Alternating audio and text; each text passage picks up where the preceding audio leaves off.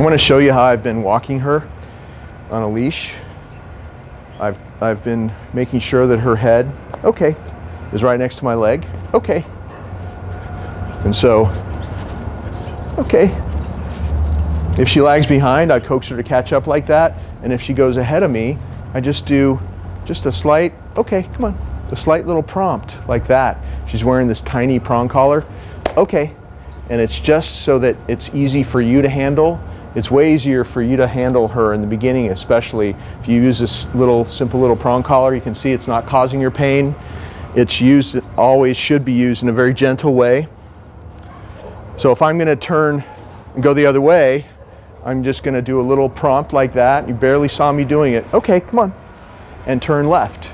In fact, all I've ever done is turn left with her, because when you turn left, as you can see, when you turn left, the dog is drawn back next to you.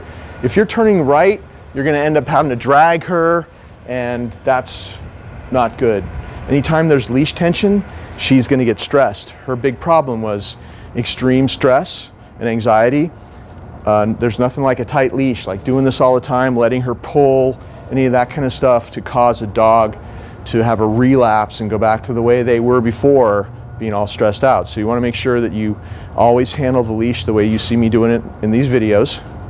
And okay, that's always loose, and you're never going to have continuous tension. You're going to be signaling her with just little prompts like that, and using your body. So even if I wanted to make a right turn, let's say I'm going to go through that gate, well, that's my opportunity to do this move, which is very dominant, by the way. Okay, she'll never pull you if you're doing these left turns like this. Sit.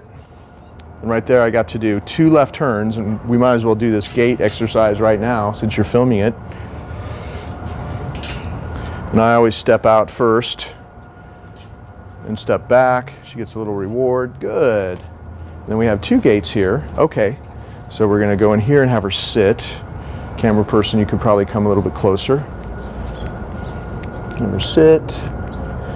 And we're going to go through the second gait here.